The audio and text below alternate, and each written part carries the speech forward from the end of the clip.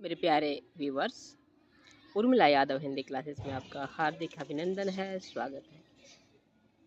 अभी हम करने जा रहे हैं मोहन राकेश, उनकी रचनाओं के विषय में अध्ययन।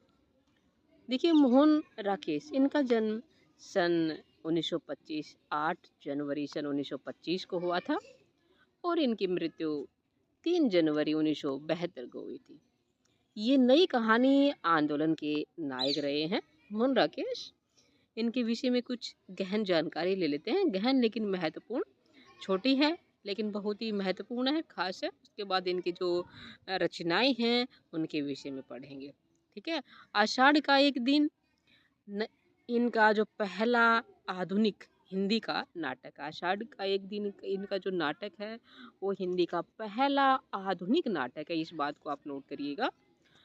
1 वर्ष तक शारिका पत्रिका का संपादन कार्य भी इन्होंने किया था, यानी कि जो शारिका पत्रिका है उसका संपादन किया था। कितने वर्ष तक किया था? 1 वर्ष तक किया था।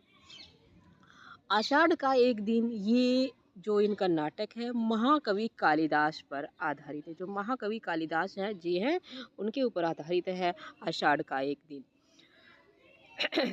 आधे अधूरे इनका जो नाटक है, ये इसमें महेंद्र नाथ नायक है, जो अपने अधूरेपन को दूर करने के लिए विवाह करता है।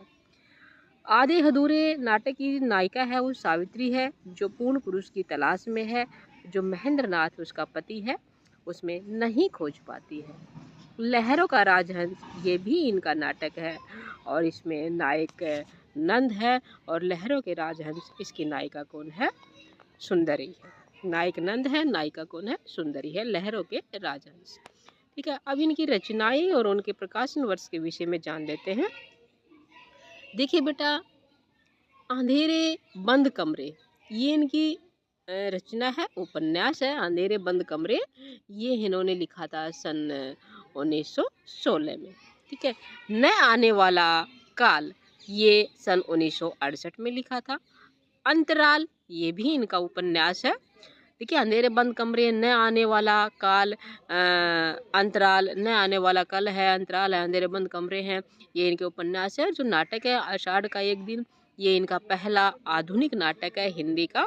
सन 1958 में लिखा था। कब लिखा था? 1958 में। कौन सा? आषाढ़ का एक दिन, ठीक है। लहरों के राजहंस, ये इनका जो नाटक है जिसमें एक नंद है, नायिका सुंदरी है, सन 1963 में लिखा था।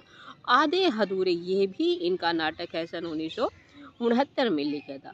अंडे के छिलके, ये इनकी एकांकी है। सिपाही की माँ, ये भी एकांकी है और कर्फ्यू, ये भी इनकी एकांकी है।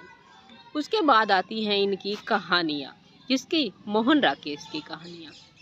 नए बादल, नए बादल,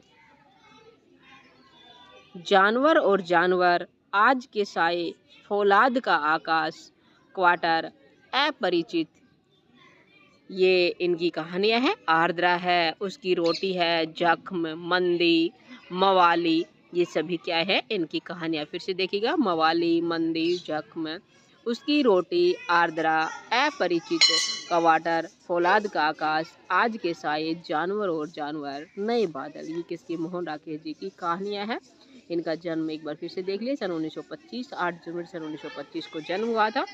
3 जनवरी 1972 को इनकी मृत्यु हुई थी। उम्मीद करती हूँ मोहन राकेश के विषय में जानकारी आपको अच्छी लगी होगी और आपने ग्रहण कर ली होगी। फिर मिलते हैं